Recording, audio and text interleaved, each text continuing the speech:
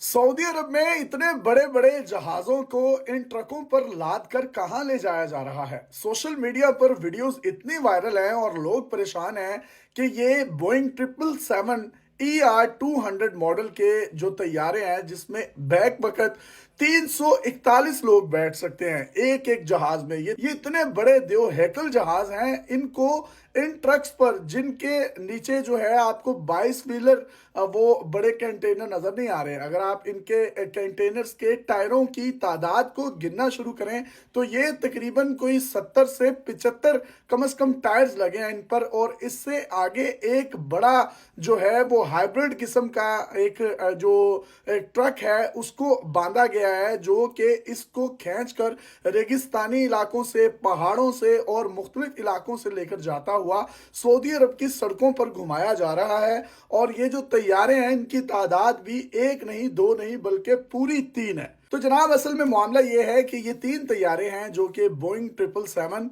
ER-200 इनके models हैं। ये 2017 और 18 के दरमियान जो है रिटायर्ड हो गए और इनको ग्राउंड कर दिया गया, जिसके बाद सऊदी गवर्नमेंट ने फैसला किया कि इन जहाज़ों को नकारा करने की बजाय या इनको स्क्रैप करने की बजाय इनको रेवेन्यू जनरेट करने के लिए इस्तेमाल किया जा सकता है। लिहाजा उन्होंने रियाज, जो कि सऊदी अरब का दारुल हुकूमत है, वहां पर बड़े बड़े जो है वो 3 ट्रक्स मंगवाए और उन पर इनको लाद कर पहले मदीना शरीफ ले जाया गया जद्दा से, और उसके बाद इनको दारुल हुकूमत रियाज में मुंतकिल किया जा रहा है। रियाज में बुलूवर्ड 1 के नाम से एक प्रोजेक्ट है, जिसमें इन जहाज़ों के अंदर शॉप्स बनाई जाएंगी, इनके अंदर रेस्टोरेंट्स बनाए जाएंगे। और जिस तरीके से लाहौर में चुबुर्जी के मुकाम पर एक PIA का जहाज खड़ा है, उसी तरीके से इस जहाज को रियाज सिटी में जो है वो नस्ब किया जाएगा।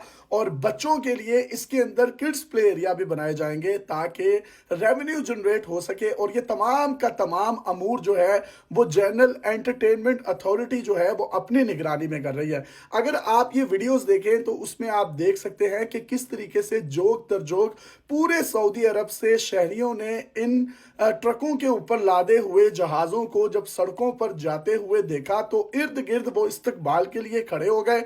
बहुत से लोगों ने इसके साथ मीम्स बनाना शुरू कर दी, और कुछ लोग जो हैं अपने बैग्स पकड़कर जिस तरह बसों के पीछे घूमते फिरते हैं, या अगर कोई बस या ट्रेन मिस हो जाए तो भागकर उस पर चढ़ते हैं, तो उन लोगों ने इसको एक तंजो मज़ा में चेंज कर दिया। और जैसे जैसे जहाज आगे जाता था वो अपना जो है वो ब्रीफ केस लेकर उसके पीछे पीछे भाग रहे थे। अब ये जितने लोग आपको इसके इर्द गिर्द नजर आ रहे हैं, ये तमाम के तमाम लोग तस्वीर ले रहे हैं।